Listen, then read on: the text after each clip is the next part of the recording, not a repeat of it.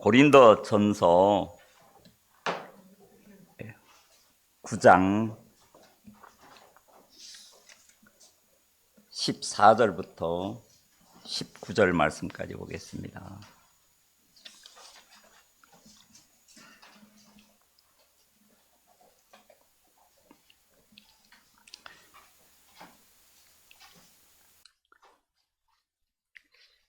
이와 같이 주께서도 복음 전하는 자들이 복음으로 말미암아 살리라 명하셨느니라. 그러나 내가 이것을 하나도 쓰지 아니하였고 또 이 말을 쓰는 것은 내게 이와 같이 하여 달라는 것이 아니라 내가 차라리 죽을지언정 누구든지 내 자랑하는 것을 헛된 대로 돌리지 못하게 하리라. 내가 복음을 전할지라도 자랑할 것이 없으면 내가 부득불할 일임이니라. 내가 복음을 전하지 아니하면 내게 화가 있을 것이미로다. 내가 내 임의로 이것을 행하면 상을 얻으려니와 임의로 아니한다 할지라도 나는 직분을 맡았노라. 그런즉 내 상이 무엇이냐? 내가 복음을 전할 때 값없이 전하고 복음으로 인하여 내게 있는 권을 다 쓰지 아니하는 이것이로다. 내가 모든 사람에게 자유하였으나 스스로 모든 사람에게 종이 된 것은 더 많은 사람을 얻고자 함이라. 오늘은 우리 형제 자매님들과 함께 하나님이 우리에게 주신 더 세게 이야기하면 권세, 또 하나님이 우리에게 권세만 주신 것이 아니라 하나님의 자녀로서 의무도 주셨거든요. 근데 하나님이 나에게 어떠한 권을 주셨는지를 모르면은 내가 이 권을 나에게 이득이 없겠지요. 그리고 또 내가 하나님이 어떤 나에게 의무를 주셨는지 하면 권만 사용을 하지 내가 마땅히 해야 할 의무를 안 한다면은 하나님이 기뻐하시지 아니하고 결국은 우리가 하나님 앞에 섰을 때 내가 너에게 이러이러한 권도 줬는데 네가 이런 의무를 하지 아니한 것에 대해서 그리스도인의 심판, 이 상급에 분명히 있을 것입니다. 그래서 여러분들과 함께 하나님이 주신 권리라도 이렇게 이야기할 수가 있지요. 또 내가 하나님의 자녀로 거듭나서 하나님이 나에게 어떤 의무를 주셨는지 이 두 가지 부분에 대해서 깊이 이렇게 같이 생각하며 은혜를 나누고 싶습니다. 여러분들도 한국 사람으로 태어났지요. 감사합니까? 지금은 한국 사람이 가지고 있는 여권의 힘이 어마어마해요. 세계에서 어떤 거는 미국 시민권 가지고 패스포트보다 우리는 두바이 무비자로 들어갈 수가 있어요. 근데 미국 사람은 비자 받아서 가야 돼요. 그만큼 이 한국 여권, 한국 시민이 되었다는 그 권위 어마어마합니다. 그걸 모르면은 어떻게 해요? 내가 한국 시민으로 태어났지만은 그걸 사용할 수가 없어요. 어릴 때 저는 내가 한국 사람으로 태어난 것에 대해서 이 자랑하는 자부심이 없었어요. 내가 미국에 태어났으면 좋았을 텐데, 저 호주에 태어났으면 좋았을 텐데, 특히 선교를 이렇게 하면서 독일에 태어났으면은 매달 아이들 한 사람 앞에 $500씩 받는다 그러더라고요. 그 당시에 이야 그거 받으면 선교에서 선교비 받는 것보다 더 좋은데. 독일에서 선교하시는 선교사님이 굉장히 부러웠어요. 한국의 시민으로 태어나도 지금은 어마어마한 혜택들이 많지요, 그죠? 도시마다 달라요. 어떤 도시는 딱 태어나면 뭐 1,000만 원, 둘째는 2,000만 원, 3,000만 원. 얼마 전에는 누가 넷을 낳는데 회사에서 1억 5천을 받았다더라고요. 부럽습니까? 예, 그거보다도 하나님의 이 자녀로 태어난 권세, 그거 알면 부러울 거 하나도 없습니다. 하나님이 우리에게 어떠한 권을 주셨는지 우리가 성경 말씀에 한번 찾아봅시다. 요한복음 1장 12절입니다.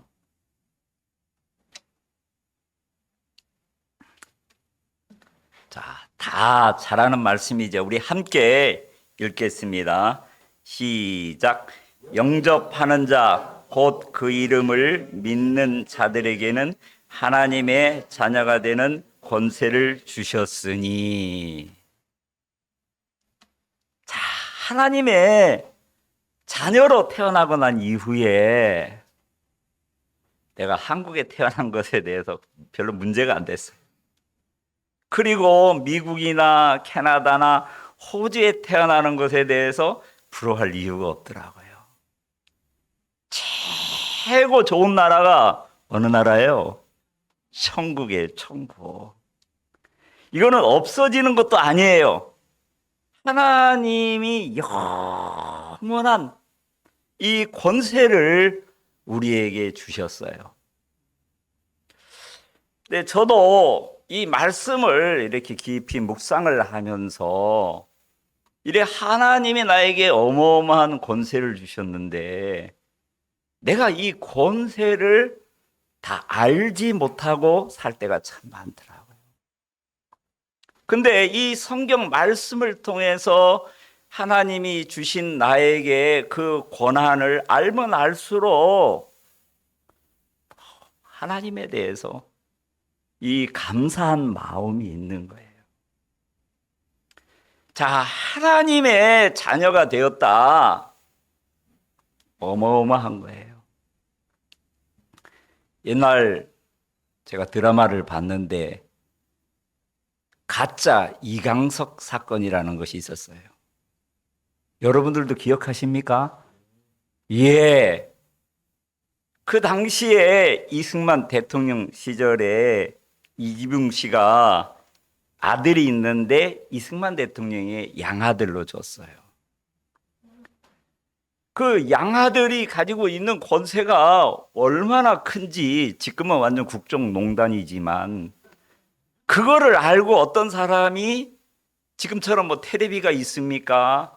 나 이강석입니다. 그러면 막 도지서도 쩔쩔 매고 경찰서에 그래서 오랫동안 막 사기를 치고 다니면서 아버지 이승만 대통령 양아들이라는 그 힘을 가지고 하다가 결국에는 드러나가지고 진짜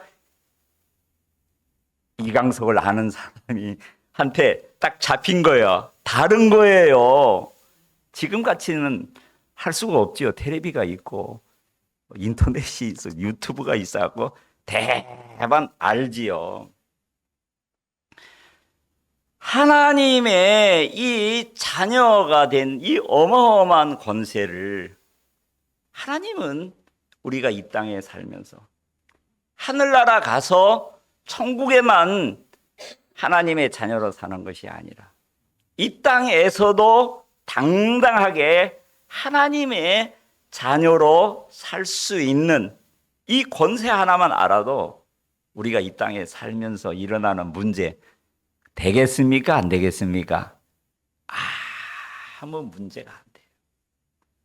근데 하나님은 이 권만 주신 것이 아니라 하나님의 아들로서 어떻게 살아야 할 의무도 주셨어요.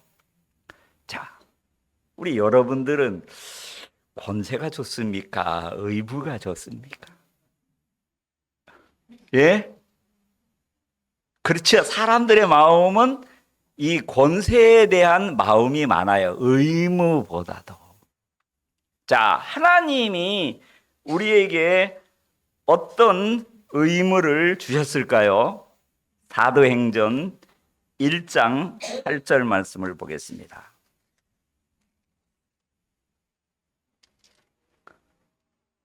사도행전 1장 8절.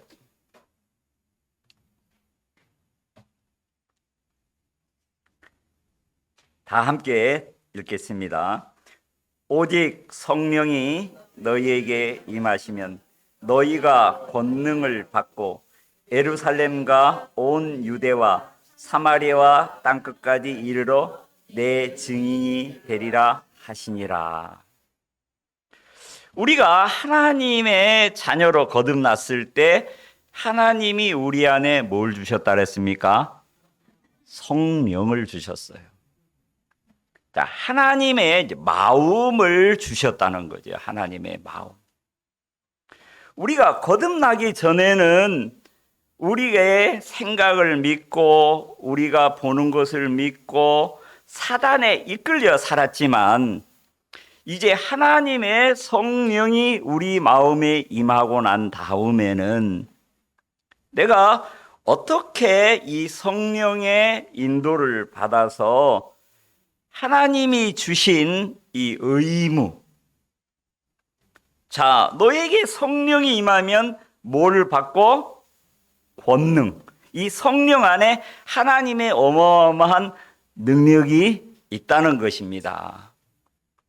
이 능력을 내가 사용할 때 성령이 나타나는 거예요. 특히 우리가 기도할 때 하나님이 성령으로 우리가 기도할 때 하나님이 우리의 기도를 들어주셔요? 안 들어주셔요? 또 우리가 복음을 증거할 때 성령이 역사하실까요? 안 하실까요? 예, 성령이 크게 역사하는 것을 볼 수가 있었어요. 저는 거듭나기 전에 이렇게 말을 하는 거를 참 싫어했어요. 그러니까 말을 하는 거를 싫어하고 부모님이 뭐 물어도 기껏해요. 예, 아니요. 어떨 때는 그것도 하기 싫어가지고 고개만 끄덕끄덕.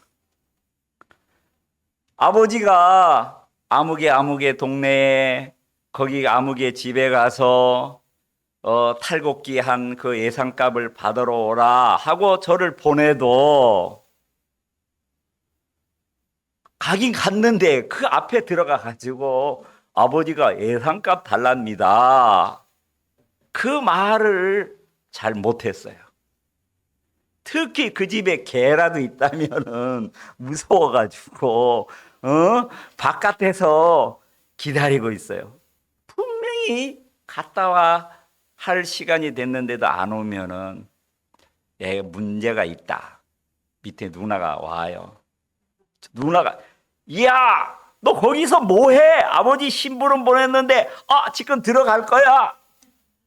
그렇게 말을 잘 못하고 했었어요. 근데 하나님이 자녀로 거듭나고 난 다음에는 너무너무 내가 감사한 거예요. 죄를 사함받고 거듭나. 이거 누구에게 이야기하고 싶은 거예요. 그래서 제가 제일 첫 번째 전도한 사람이 공군부대에서 이제 고향 문경세제를 넘어서 문경세제 아시지요? 지금 너무너무 아름다울 것 같아요. 그 산이. 근데 사고가 나면은 어떻게 돼요? 사람들이 죽잖아요. 그 죽음에 대한 두려움 때문에 하나님 사고 나면 안 됩니다. 저는 아직 천국 갈 준비가 안 됐습니다.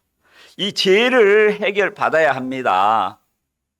그래서 담대하게 저 운전기사 아저씨 죽으면 지옥 갈 텐데 이렇게 제사함 받고 거듭나는 게 쉬운데 이 소식 전해야 되겠다. 그래서 뭐라고 전도를 했냐면 운전기사 아저씨 어디에 가십니까? 하고 물었어요. 아니 군인 아저씨가 어디에 가는지도 모르고 탔어요. 충주 갑니다. 아 그야 알지요.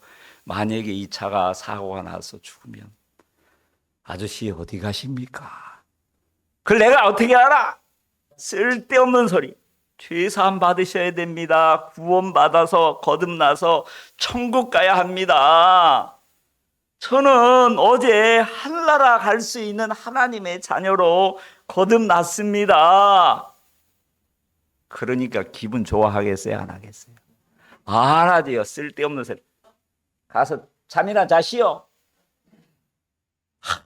집에 왔어요. 가족들한테 이야기하고 싶은 거예요.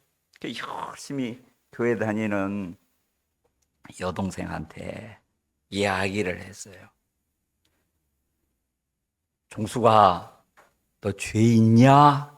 아이 세상에 죄 없는 사람이 어디 있어? 난 죄가 없어졌어. 아니 오빠 목사님도 장로님도 늘 기도할 때마다 이 죄인 아무 공로 없이나 예수님의 이름으로 기도합니다. 그렇게 하는데 어떻게 죄가 없어? 아니야. 나 어제 성경 안에서 내 죄가 영원히 해결된 사실을 발견했어. 그러니까 그런 소리를 제가 평상시에 했겠어요? 안 하겠어요? 안 하다가 하니까 오빠가 좀 이상하다 하고 생각하더라. 한 달 뒤에 동생이 생각을 했나 봐요. 오빠, 나도 죄가 있어. 어떻게 하면 이 죄를 해결받을 수가 있어? 그동안 한 달 동안 저에게 복음을 전해준 형제님에게 일주일에 한 번씩 모여서 성경 공부를 계속했거든요. 그 적어놓은 게 있어가지고 동생한테 복음을 탁 전하니까 우와! 오빠 목사님보다도 성경을 더 잘하네. 아 나도 죄가 없어졌어. 동생이 막 그렇게 기뻐를 하는 거예요. 누가 제 여동생을 구원했지요? 그렇죠. 내가 한 게 아니죠. 하나님의 내 입술을 통해서 내가 전해들은 이 복음의 말씀을 전하니까 성령이 일을 하셔서 하나님이 내 여동생을 처음으로 구원하셨어요. 구원받고 한 달 만에 하나님이 저를 통해서 첫 열매를 주셨어요. 두 번째로는 서울에 있는 남동생한테. 남동생은 별명이 목사였어. 좀 제가 많이 딸릴 것 같더라고요. 그래서 제가 아는 목사님한테 이렇게 소개를 시켜줘서 복음을 듣고 구원을 받고. 하나님이 주 예수를 믿으라 그리하면 너와 내 집이 구원함을 얻으리라. 정말 나를 구원하신 것은 나를 통해서 내 주위에 있는 가족들에게 구원을 받는 이 복음을 전하는 것을 하나님이 기뻐하는 일이라는 거죠. 그때 하나님이 복음을 증거할 때 역사하시고 또 우리는 하나님의 자녀가 되어서 어떤 문제가 있을 때 전에 하나님이 나의 아버지가 되기 전에는 나에게 일어나는 모든 문제는 누구 앞에 이야기했겠어요? 내 육신의 아버지한테 이야기를 하죠. 근데 내 육신의 아버지가 나에게 내 문제를 해결해 주지 못하는 문제가 엄청 많아요. 그렇지요. 그러나 하나님은, 전능하신 하나님은 우리의 문제를 해결해 주지 못할 것이 있어요, 없어요? 없어요. 왜? 전능하신 하나님. 하나님의 자녀로 거듭나고 난 이후부터는 이제 아버지에게 이야기하는 것보다 하나님 앞에 나아가서 이야기하는 것이 뭐예요? 기도잖아요, 기도. 어디서든 시간과 장소를 떠나서 언제든지 우리는 하나님 앞에 나가서 기도할 수 있는 권을 하나님 주셨어요, 안 주셨어요? 그 기도하면 하나님이 들으셔요, 안 들으셔요? 내가 원하는 대로 다 주셔요? 아니에요. 하나님은 이게 나한테 유익한지 유익하지 아니한지 그걸 아시고 때가 되면 반드시 하나님은 우리의 기도를 들어주시고 또 이런 모든 이 형편이나 이 문제들을 해서 협력하여 하나님의 부르심을 입은 자들에게 모든 것이 협력하여 무엇을 이룬다고요? 선, 하나님의 뜻을 이루는데 하나님이 사용하시거든요. 자, 이 하나님이 주신 권, 또 하나님이 주신 나에게 의무. 자, 사람들은 내가 하나님이 나에게 주신 의무보다도 마음이 어디에 많이 가지고 있느냐 하면 권에 많이 가지고 있어요.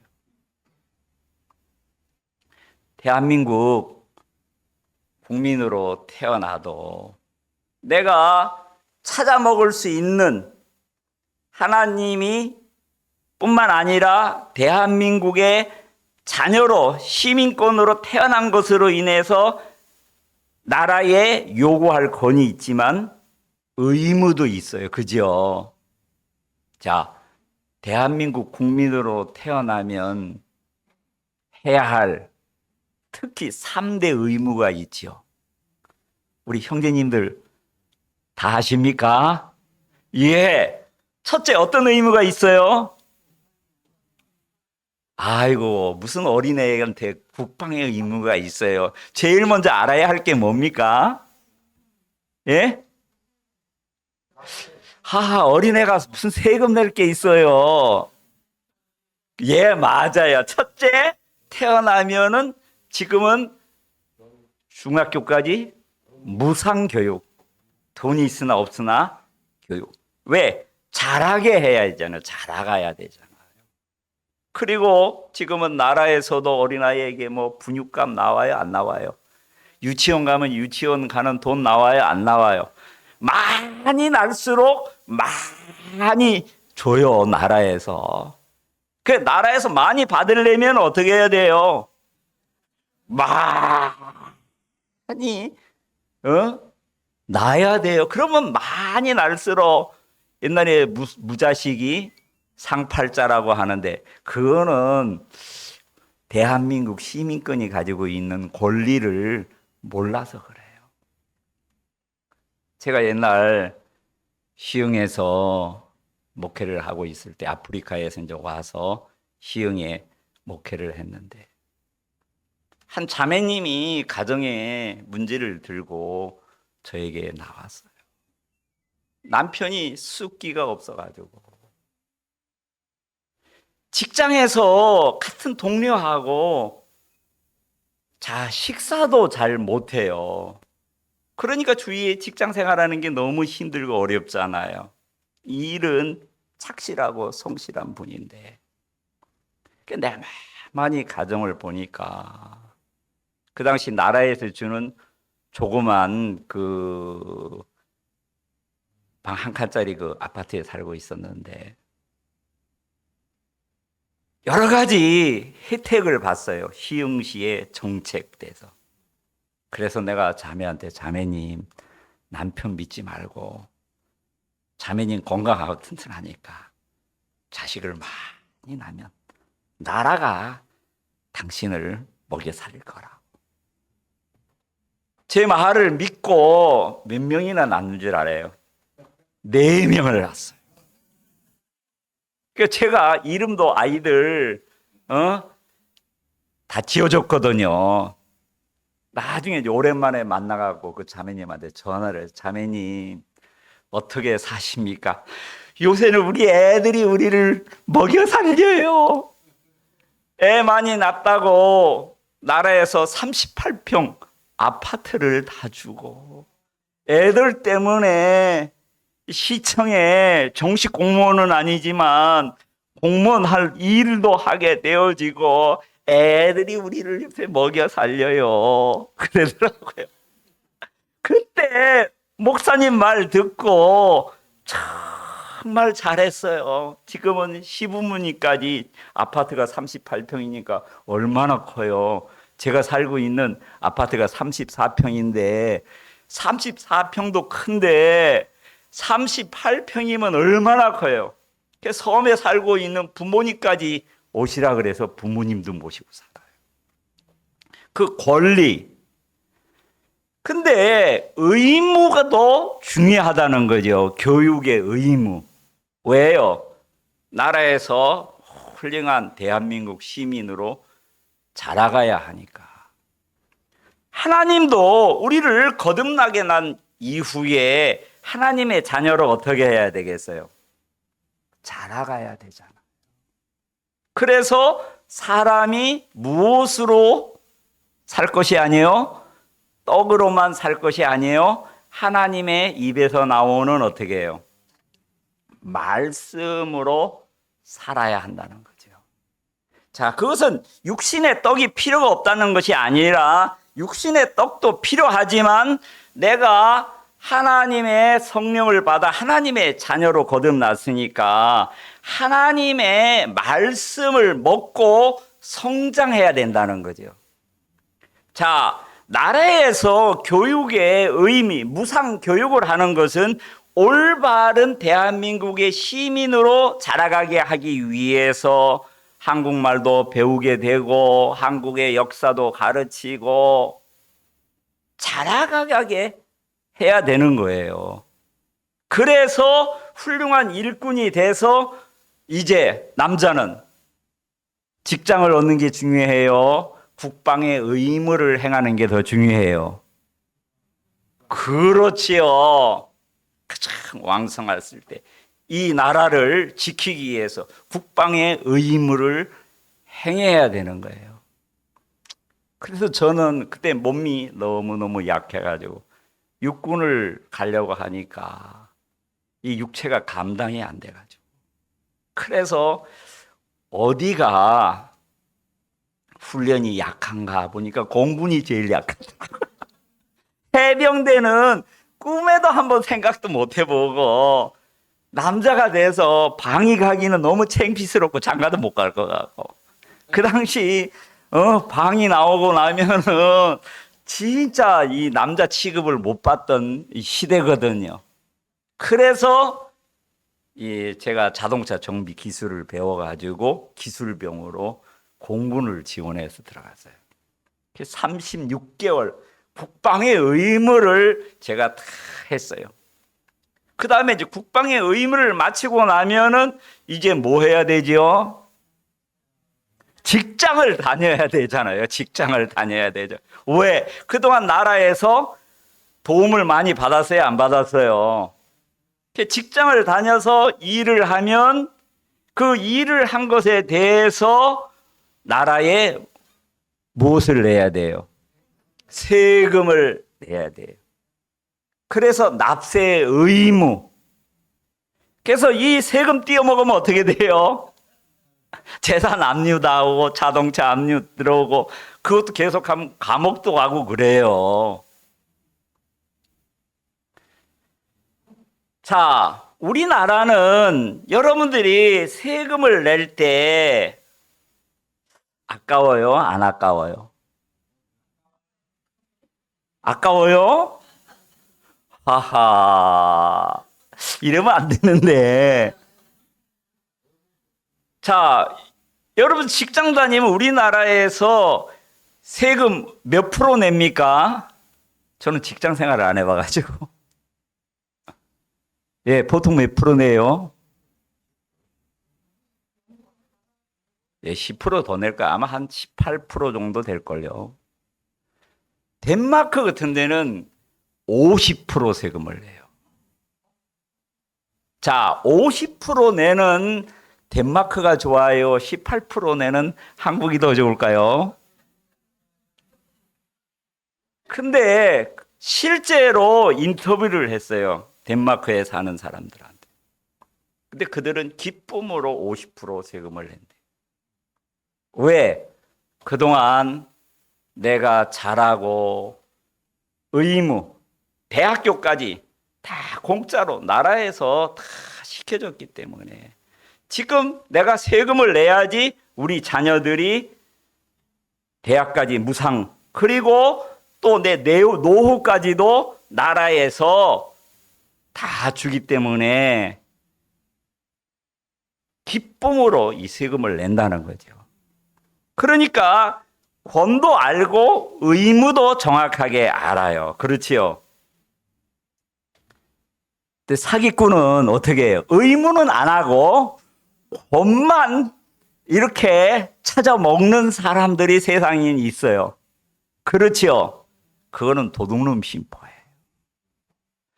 내가 이 나라의 국민으로 태어난 그 은혜, 내가 권리를 찾아 먹은 걸 생각을 하면 이 의무도 기쁘게 하는 거예요. 사도 바울은 오늘 읽은 이 고린도전서 9장에서 자, 본문의 말씀을 돌아가겠습니다.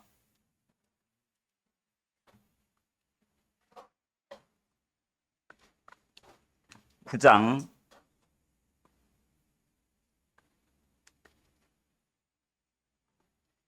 18절 말씀을 다 함께 읽겠습니다. 시작. 그런즉 내 상이 무엇이냐?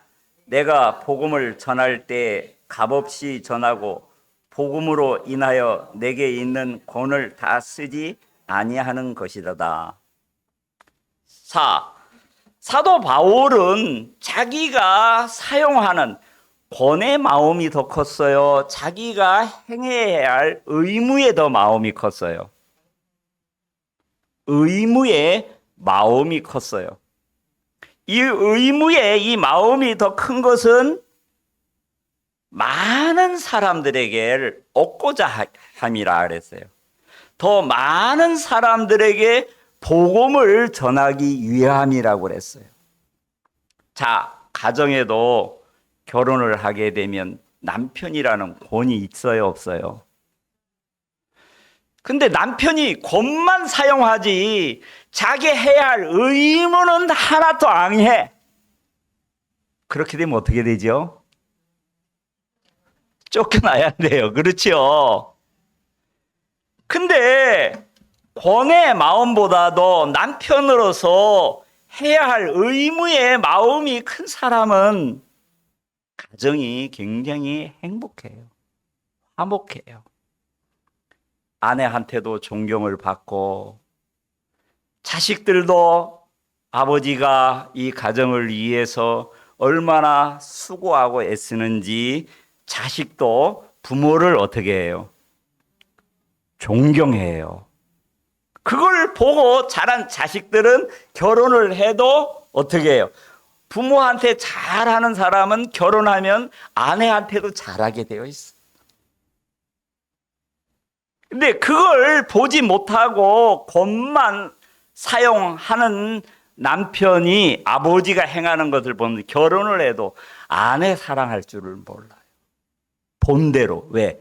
백문이 불여 일견이기 때문에. 3살적 버릇 80까지 간다. 늙어서도 그래요. 그러면 황혼 이혼이 되는 거예요. 황혼 이혼이 되면은 아내는 잘 살아요. 남편 없어도. 근데 남자는 아내 없이 살기 힘들어요.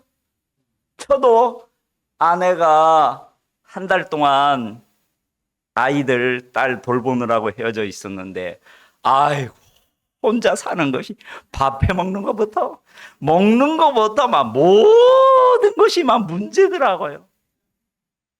근데 여자들은 먹고 사는 일을 늘 해왔기 때문에 남편 없으면 오히려 일거리가 없고 더 즐겁고 놀러 다니고 친구 만나서 커피숍 다니고 더 좋아요. 정신 차려야 돼요. 그래, 가정에서도 남편이라는 권과 남편이라는 행할 의무가 있는데 권의 마음을 두고 사는 사람은 그 가정이 문제가 많아요. 회사도 마찬가지예요. 자, 대통령도 자기가 권보다도 대통령이 가지고 있는 권세는 누가 준 권세예요? 국민이 투표할 때 그 투표할 권리를 대통령에게 넘기는 거예요. 국회의원에게 넘기는 거예요. 그래서 국회의원이나 대통령이 국민으로 받은 권세, 내가 행해야 할 의무가 뭔지 그걸 아는 사람은 굳이 다음 선거 때 안 해도 국민들이 밀어서 또 내요. 그런데 의무는 안 하고 선거할 때만 막 찾아와서 나를 뽑아주시면 여러분들을 위해서, 이 마을을 위해서, 이 도시를 위해서 이렇게 저렇게 말은 유창하게 잘하는데 끝나고 나면은 얼굴도 뵙지 보지를 않아. 그 사람은 어디에 마음을 많이 두고 사는 정치인이에요? 권한, 권리, 그거를 백성들을 위해 사용하지 아니하고 자기를 위해서 쓰는 거예요. 그러니까 대표적으로 이 권과 의무, 사도 바울은 이 권의 마음을 초점을 두고 산 것이 아니라 내가 이 의무에 더 많은 초점을 주고 부득불 내가 자랑할 것이 없다는 거죠. 내가 하나님의 자녀로 태어난 것이라도 내가 이 복음을 줘야지. 또 하나님은 나에게 사도라는 뭘 줬다고 해요? 큰 직분을 얻었다. 그래서 더 많은 사람에게 복음을 전하기 위해서 나는 정말 이 의무를 행한다. 그 당시에 사도 바울은 사도라고 인정을 받지를 못했어요. 그렇지요? 그래서 내가 사도로 부르심을 받은 것은 사람으로 말미암은 것이 아니라 누구로 말미암았다고? 하나님으로 말미암았다.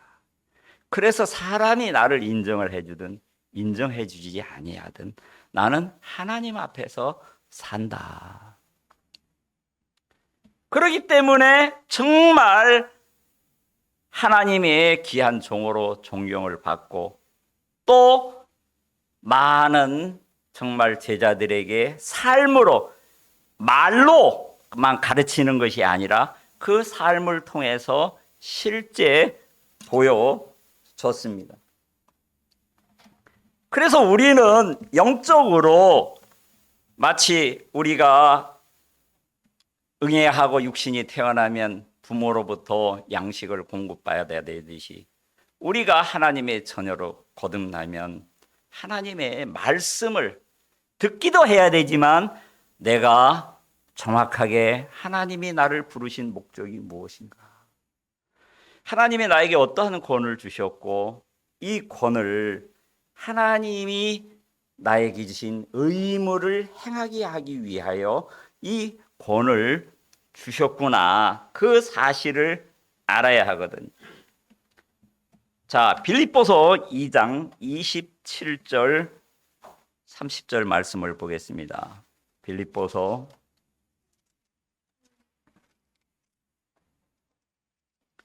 2장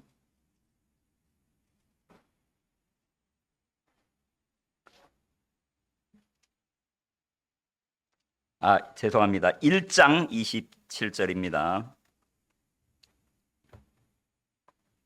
찾았습니까? 예. 다 함께 읽겠습니다. 시작. 오직 너희는 그리스도의 복음에 합당하게 생활하라. 이는 내가 너희를 가보나 떠나 있으나 너희가 일심으로 서서 한 뜻으로 복음의 신앙을 위하여 협력하는 것과 아무 일이든지 대적하는 자를 인하여 두려워 아니하는 이 일을 듣고자 함이라. 이것이 저희에게는 멸망의 빈고요 너희에게는 구원의 빈거니 이는 하나님께로서 난 것이니라. 오직 너희는 그리스도의 복음에 어떠하게 생활하라? 합당하게 생활하라. 그럼 그리스도인으로서 내가 하나님의 자녀로서 합당한 생활이 무엇이냐? 합당한 삶이 무엇이냐? 자, 우리가 에스겔서에 보면 하나님의 에스겔 선지자에게 어떤 수레바퀴 그 이상을 이렇게 보여줬어요. 우리가 신약 성경에 우리가 사복음서가 있죠. 그 사복음서는 에스겔 선지자는 장차 올 예수 그리스도의 형상을 본 거예요. 우리가 마태복음을 보면은 마태복음은 예수님을 무엇으로 이렇게 표현을 했지요? 유대인의 왕으로 표현을 했어요. 그래서 왕의 족보가 나와요. 마가복음은 예수님을 하나님의 종으로 이렇게 표시를 했어요. 그래서 소의 복음이다 그렇게 나오거든요.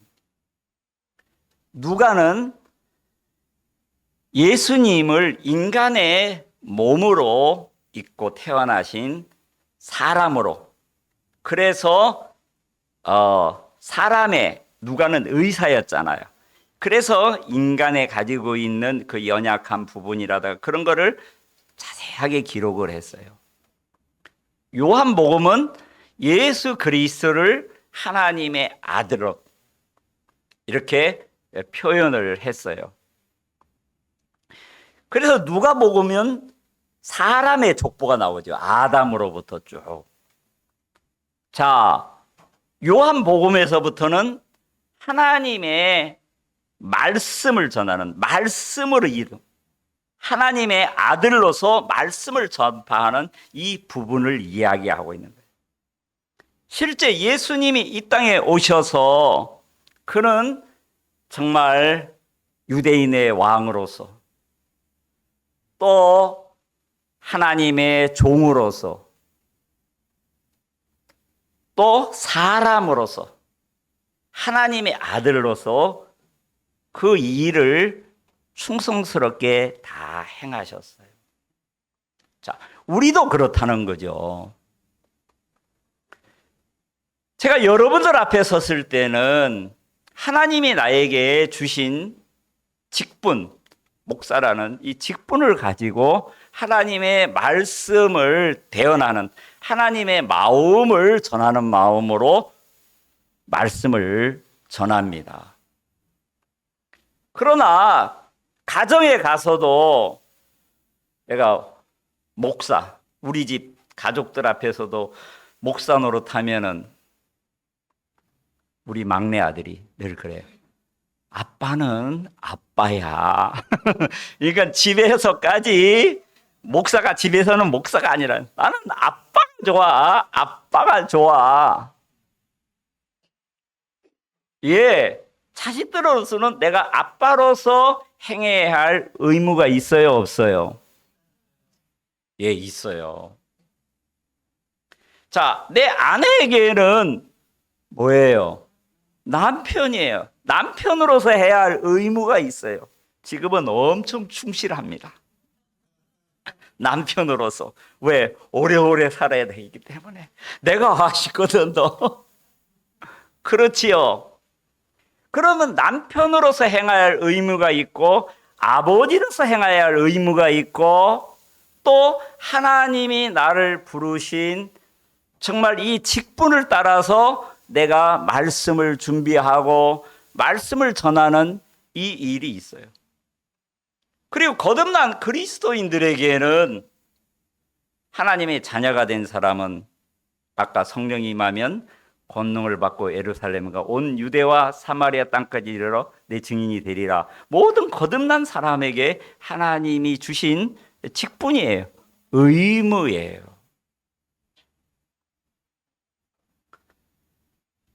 자, 사람들은 이런 하나님이 나에게 주신 의무보다도 이 권을 사용하는 데 익숙해져 있어요. 근데 사도 바울은 이 권을 쓰지 아니하는 것은 더 많은 사람을 얻기 위해서, 내가 가정에 하나님이 나에게 주신 아버지로서, 남편으로서 그 의무를 행할 때 아내로부터 존경을 받을 수 있고 자식으로부터 존경을 받을 수가 있고, 그리고 자식들도 그걸 배워서 가정을 이끌어 가겠지요. 왜? 시편 127편에 보면 자식도 하나님이 주신 무엇이라고 말씀하셨습니까? 기업이라고 하나님 말씀하셨어요. 근데 제가 지난 제 삶을 이렇게 참 보면, 내가 사역자로서 거기에 온 마음을 쏟고 살다 보니까 지나간 남편으로서 내가 많이 부족했던 부분들을 그 당시에는 몰랐는데 많이 보이더라고요. 내가 아버지로서도 내가 정말 너무 부족한 아버지였구나. 그런 부분들이 근간에 성경을 보면 볼수록 많이 이렇게 보여지거든요. 그래서 정말 내가 하나님이 나에게 주신 사도 바울이 오늘 그런 결혼도 안 했는데, 그런 남편이 돼본 적도 없는데, 그렇지요, 아버지로 되어보지도 않았는데 복음 때문에 그것도 어떻게 했어요? 권을 사용하지 아니하고 더 많은 사람을 얻기 위해서 그 일에 충성된 하나님의 종으로 산 것을 볼 수가 있거든요. 그래서 모든 그 서신서에서 보면은 그런 아버지와 자식의 관계, 특히 에베소서에 있는 말씀을 잠깐 보겠습니다.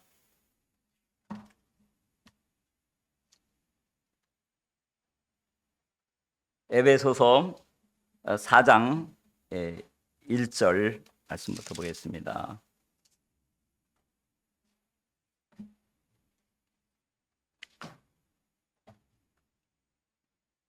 그러므로 주 안에서 갇힌 내가 너희를 권하노니 너희가 부르심을 입은 부름에 합당하게 행하여 모든 겸손과 온유로 하고 오래 참음으로 사랑 가운데서 서로 용납하고 평안에 매는 줄로 성령의 하나 되게 하신 것을 힘써 지키라.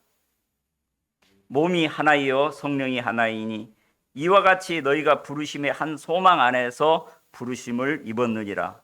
주도 하나이요 믿음도 하나이요 세례도 하나이요 하나님도 하나이시니 곧 만유의 아버지시라. 만유 위에 계시고 만유를 통일하시고 만유 가운데 계시도다. 우리 각 사람에게 그리스도의 선물을 분량대로 은혜를 주셨나니. 자, 하나님이 당신의 몸인 이 교회를 통해서 일을 하기 위해서 모든 지체들에게 하나님이 성령으로 말미암아 은사를 참 주셨다는 거죠.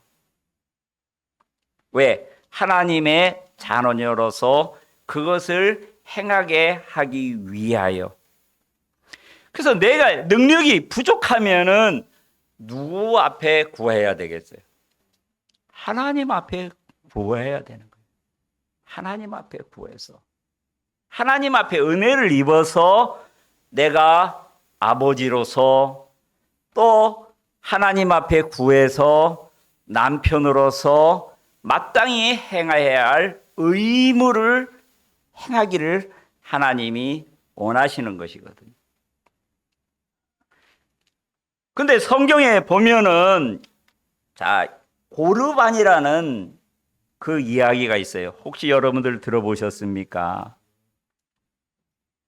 그 당시에 고르반이라는 말의 의미는 자식들이 자식으로서 행해야 할 의무를, 부모를 섬기지 아니하고 나는 하나님 앞에 이렇게 했기 때문에 안 해도 된다. 그런 이야기를 하는 무리들을 가리켜서 그 당시에 고르반이라 그렇게 이야기해요.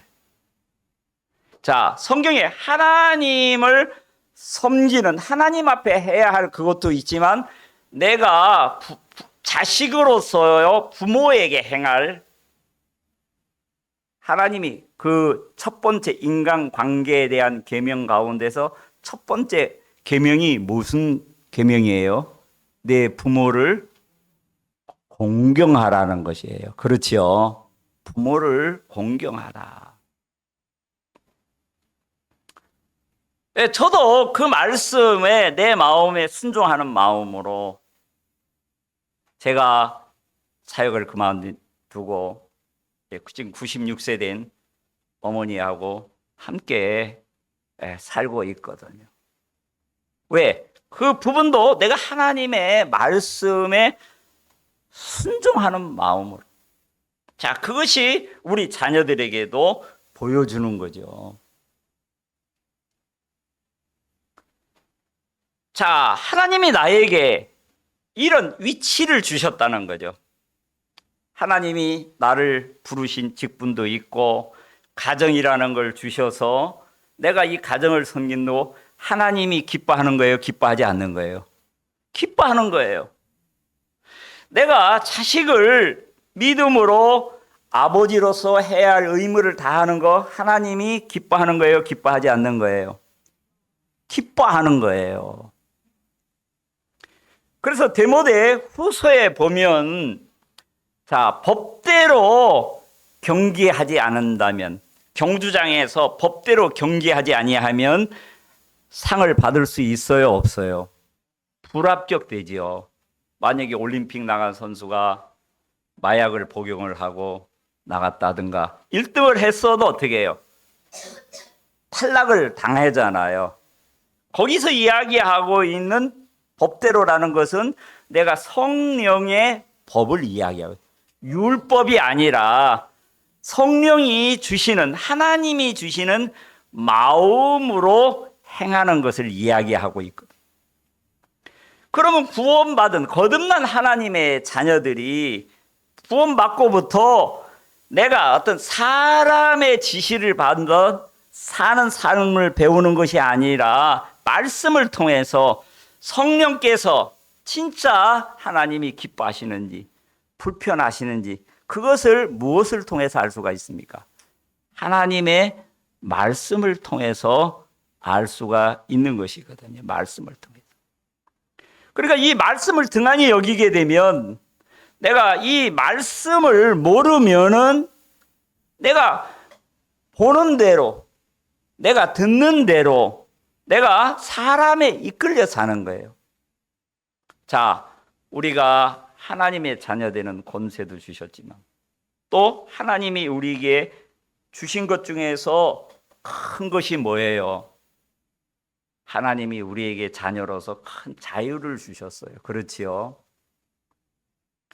마귀의 종으로 살던 우리를 하나님의 자녀로 주셨어요.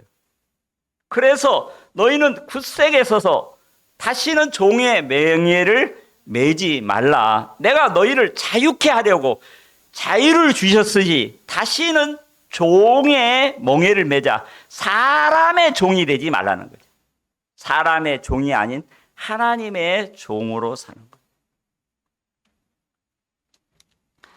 사도 바울이 그런 하나님의 많은 자유를 주었지만 그 자유를 사용하지 아니한 것은 스스로 종이 되었다 그랬어요. 스스로 자원하는 마음으로. 자, 남편이 결혼을 했어요. 왜 결혼을 했지요? 내가 밥을 할 줄 모르니까. 내가 옷을 빨질 못하니까 결혼해서 내 밥 해주고 빨래 해주고 그런 목적으로 아내를 결혼했습니까? 아내를 사랑하기 때문에 결혼을 했습니까? 우리 정영재님. 예, 앞에 있으니까. 예, 아내를 사랑했어요. 그러면 사랑하면 그 사랑하기 때문에 그때부터 아내, 어떨 때는 아내 내가 종인가? 이거 하라, 저거 시키는 게 엄청 많아요. 그렇죠? 자, 사랑하기 때문에 종이 되는 거예요. 그렇지요. 사랑하기 때문에 섬기는 거예요. 자식이 태어났어요. 그렇지요. 그러면은 어떤 면에서 보면은 내가 자식의 막 종이 돼요. 그렇지요. 제가 2년 동안 시흥에서 손녀를 봤거든요. 우와. 자식들 키울 때는 그렇게 안 봤는데 손녀 보는 게 보통 힘든 일이 아니더라. 그래서 갈수록 내가 딸리더라고요. 힘이 딸리더라고요. 애가 얼마나 빨리빨리 크고 자라고 욕구도 많은지 어떨 때는 내가 약속을 해요. 근데 약속을 해놓고 나는 쉽게 까먹어요. 얘는 한 번 들었다 하면은 한 말을 잊지를 않아요. 기억력이 얼마나 좋은지. 할아버지 지난번에 이 돌리는 폴라 사온다고 했는데 그거 사왔어요. 아이고 깜빡 잊었다. 할머니 뭐 해준다고 했는데 그거 해오셨어요. 요새는 또 어디서 들었느니 뭐니 할머니 하면서 할머니가 좋은지 뭐니가 좋은지 텔레비 안 보는데 어디서 그걸 주워 들었는지 그 욕구가 걔가 원하는 것을 감당하기가 힘들더라고요. 그렇지요. 내가 아버지로서 내가 남편으로서 부족하면은 누구 앞에 구하라 했어요? 하나님 앞에 구하라 그랬죠. 하나님이 나에게 그 이치에 두셨기 때문에 하나님, 내가 아버지로서 남편으로서 이런 부분이 참 부족하고 자식을 키우는데 이렇게 물질이 많이 듭니다. 나의 영원하신 아버지, 나에게 이 이치를 주신 하나님, 하나님 앞에 구하면 그게 뭐예요? 기도잖아요. 기도. 권세잖아요. 그러지 권위잖아요. 그러면 하나님이 그 기도를 성경에 들어주신다고 됐어요? 안 했어요? 들어주셔서 그 직분을 감당할 수 있는 거예요. 사도 바울이 1차 전도여행, 2차 전도여행, 3차 전도여행을 다니면서 많은 교회를 세웠어요. 그 복음을 전하다가 빌립보 교회가 시작될 때부터 감옥을 자주 들락날락했어요. 복음으로 나온 그 성도들에게 하나님의 마음을 전하기 위해서 그들이 낭망할까 봐 그는 하나님 앞에 나가서 고린도 교회를 향해서 빌립보 교회를 향해서 에베소 교회를 사랑하는 마음 하나님 앞에 감옥 아래에서 많은 기도 속에서 하나님이 계시해 주셨어요. 그렇지요. 성도들이 어떻게 살아가야 할 부분에 대해서 그것이 서신서에서 상세하게 기록이 되어 있어요. 부모와 자식의 관계, 남편과 아내의 관계, 거기에는 의무와 권한 같이 되어 있어요.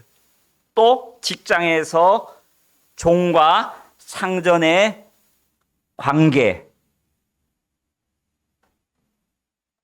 상전에게도, 상전이라면 기업의 사장이라도 종이라고 무시하지 말고 종도 상전에게 누구에게 하듯 하나님 앞에 죽게 하듯 행하라. 이 그리스도인의 삶이에요. 이 그리스도인의 정상적인 삶을 살게 되면 1년, 2년, 3년, 4년 주위에 있는 사람들이 지켜보겠지요.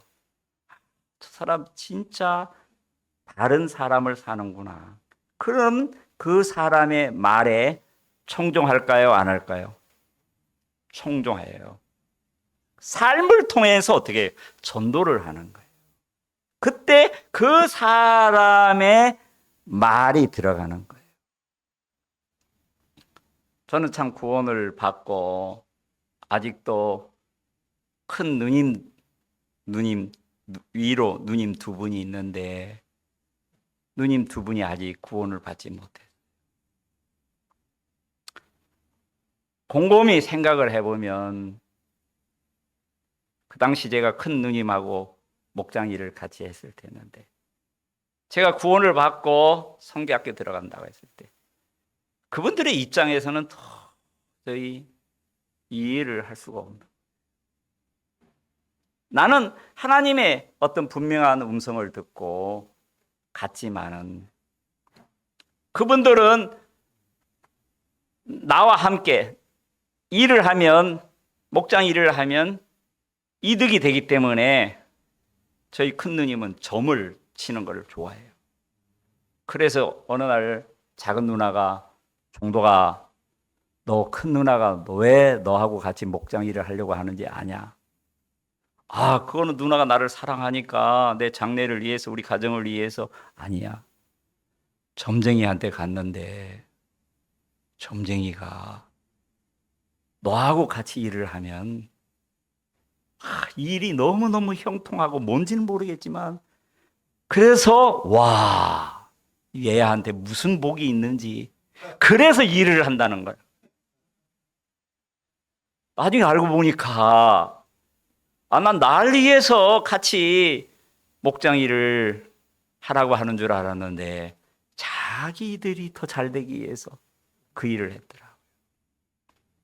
나는 하나님의 인도를 받아서 선교학교를 가고 했지만은 그 일을 놔두고 갔어요. 제가 가는 길을 이해를 못하는 거예요. 받아들이지를 못하는 거예요. 이게 저 때문에 우리 부모님도 함께 이제 모시고 사는 거죠. 큰 누님이.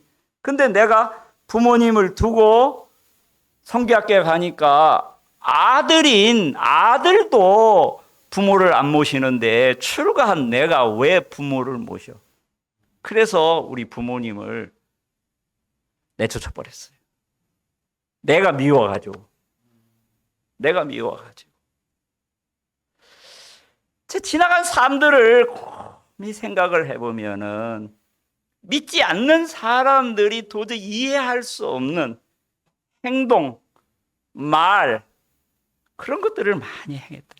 그것들이 나에 대해서만 마음을 닫은 것이 아니라 내가 믿는 하나님에 대해서도 마음을 닫은 거예요. 지금도 한번 제가 방문을 하면은 제가 오는 거는 좋아해요. 근데 절대 성경 이야기나 예수님 이야기 하려면은 다시는 오지 말라. 저만 그런 것이 아니라 제 밑에 동생들도 그런 거예요.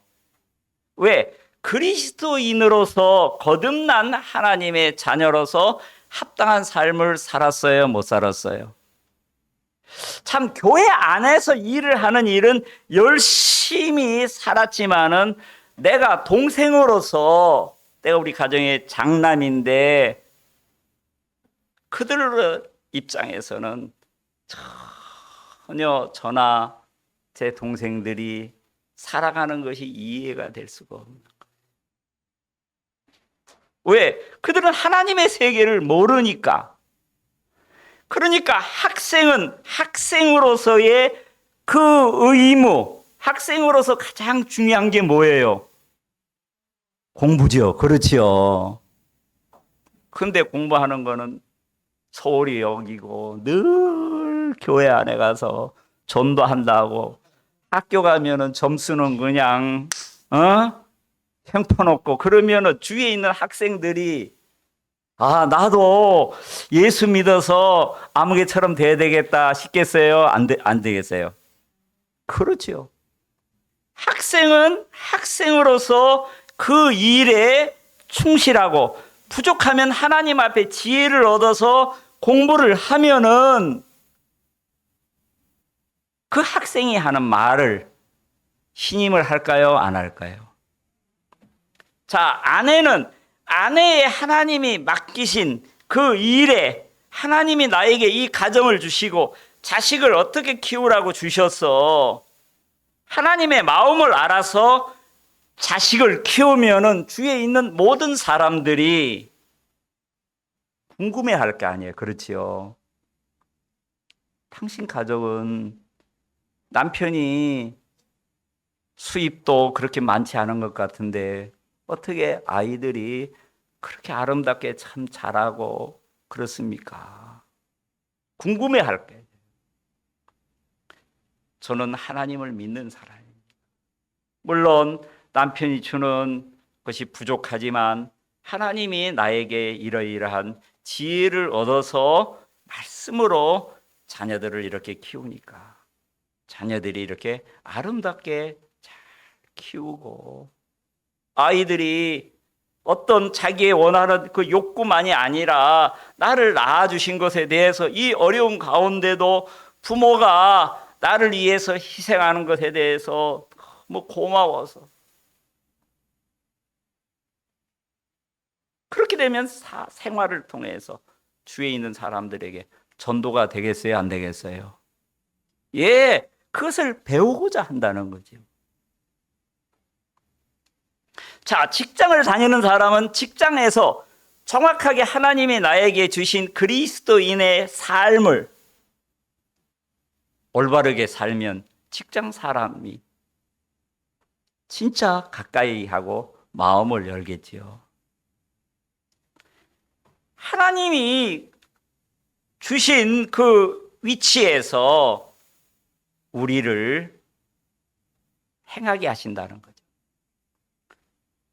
사도 바울이 처음 예수님을 만났을 때 두 가지를 질문을 했어요. 처음에는 주여, 당신이 누구십니까? 두 번째 질문이 주여, 내가 무엇을 행하리까? 그랬어요. 우리가 하나님의 뜻을 정확하게 알게 되면 하나님으로 말미암아 어떤 일을 행해야 하는지 그것을 분명히 있어요. 특히 야고보서나 요한일서에 보면 그리스도인의 삶, 행함에 대해서 말씀하고 있어요. 나라에서도 내가 받은 권을 쓰지 않는 것에 대해서는 문제를 안 삼아요.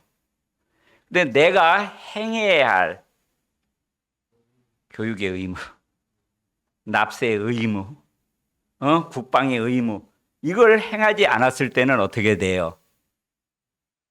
세금 안 내면은 막 계속해서 요새도 그 KBS 그 세금 안 나온다고 저 계속 와요. 몇 개월치를 그 뭐 천 얼마씩 100개 그것도 몰랐어요. 우리 그 보지도 않는데도 계속 나와요. 왜? 그 의무를 행하지 않은 것에 대해서는 끝까지 쫓아가요. 그렇지요. 우리도 하나님 앞에서 사도 바울이 내가 하나님의 주신 이 직분, 이 의무를 행하지 않는다면 나에게 뭐가 있을까? 화가 있을 것이라. 그러나 내가 임의로 행한다면 상을 얻으리니와 임의로 하지 즐거운 마음으로 기쁨으로 행할 수밖에 없다는 거예요. 우리가 정상적인 그리스도의 삶을 살 때 우리의 삶을 통해서 주위에 있는 사람들이 어떻게 해요? 내가 믿는 하나님에 대해서 마음을 열고 따르게 되는 거예요. 평상시에 내가 정상적인 그리스도인의 생활을 할 때 내 주위에 있는 사람이 마음을 열고 복음을 듣고 새로운 생명이 태어나게 하는 것입니다. 아멘. 정말 우리가 하나님을 알면 알수록 내가 어떻게 살아야 할까? 하나님이 나에게 주신 의무가 점점 커 보입니다. 그래서 아내도 내가 아내로서의 해야 할 의무가 커지게 되면 가정이나 내 주위에 있는 모든 일들은 잘 됩니다. 그래서 내 영혼이 잘된 같이 범사가 잘 되고 강건함을 얻기를 원하노라고 말씀하셨습니다. 사도 바울은 하나님이 주신 그런 권보다도 하나님이 주신 의무의 마음을 초점을 두고 산 것처럼 여러분들도 하나님이 나에게 어떤 위치에서 나를 부르셨는지, 하나님이 나를 통해서 하기를 원하시는 그 의무가 무엇인지 그것을 말씀을 통해서 더 깊이 할 때 여러분들 가정과 하나님이 이 교회 안에 성령이 힘있게 역사하실 줄 믿습니다.